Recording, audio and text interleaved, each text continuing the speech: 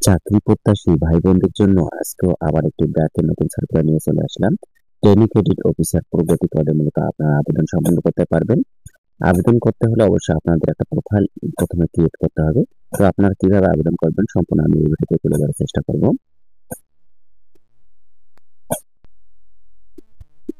First time আমাদের যে কাজটি করতে হবে বন্ধুরা, আপনারা গুগল ক্রোমে চলে আসবেন অথবা আপনাদের মোবাইলে থাকা যে ব্রাউজারটি আছে সেই ব্রাউজারটি ওপেন করে নেবেন। আমি ওপেন করে নিলাম। আপনারা এখানে দেখবেন BRAC ব্র্যাক লগ ইন লিখে আপনারা শুধু সার্চ করে দিবেন। আমি সার্চ করে দিলাম। সার্চ করার পরে এখানে দেখতে পারবেন আপনারা যে হোম পেজটি চলে আসবে ব্র্যাক ক্যারিয়ার লগ ইন, এটার উপর ক্লিক করে দিবেন। ক্লিক করার পরে এখানে দেখতে পাচ্ছেন আমার প্রোফাইল লগ ইন করা আছে, আমি লগ আউট করে নিতেছি।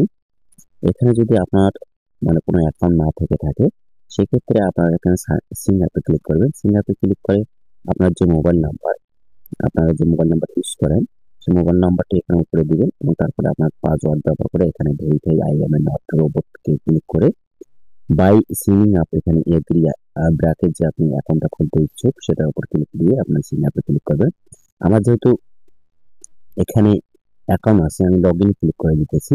লগ ইন ক্লিক করার পর দেখতে পাচ্ছেন আমার এখানে নাম্বারটি শো করছে এবং এখানে আমার শো করার সঙ্গে সঙ্গে এখানে দেখতে পাচ্ছেন আমি ভিতরে প্রবেশ করেছি।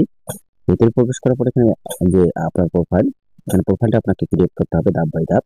আপনার এডুকেশন কোয়ালিফিকেশন, আপনার যে পার্সোনাল ইনফরমেশন আছে সেগুলো তথ্য দিতে হবে এবং এডুকেশনাল তথ্য দিতে হবে এবং ট্রেনিং দিতে হবে এবং এক্সপিরিয়েন্স দিতে হবে।